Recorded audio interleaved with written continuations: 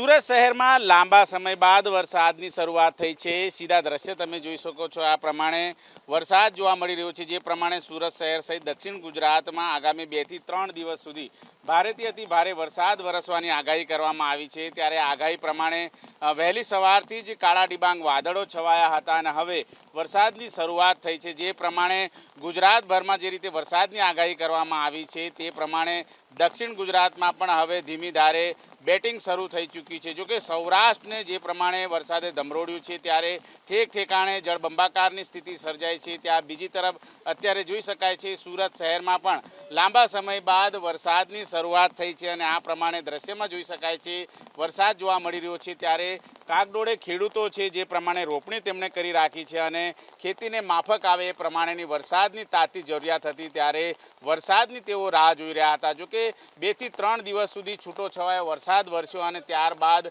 આકાશ છે એ સાફ સુથરું જોવા મળ્યું હતું અને જે રીતે વરસાદી આગાહી કરવામાં આવી હતી એ પ્રમાણે વરસાદ છે એ સુરત શહેરમાં જોવા નહોતો મળ્યો, પરંતુ સવારથી જ કાળા ડિબાંગ વાદળો છે અને વાદળો વચ્ચે ફરી એક વખત વરસાદી ઇનિંગ શરૂ થઈ છે। ત્યારે સુરત શહેર સહિત જે જિલ્લાઓ કહી શકાય, સુરત જિલ્લો છે, નવસારી જિલ્લો છે, સાથોસાથ વલસાડ, ત્યાં પણ વરસાદી માહોલ જામી ચૂક્યો છે। ત્યારે ચોમાસાની ઋતુ શરૂઆત થઈ ચૂકી છે, પરંતુ સુરત શહેરમાં છૂટો છવાયો વરસાદ વરસે છે।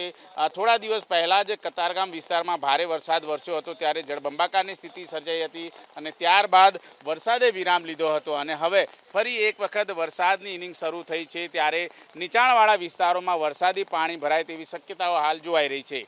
કેમેરામેન રાકેશ પાનવાલા સાથે ધનરાજ બાગલે, એબીપી અસ્મિતા, સુરત।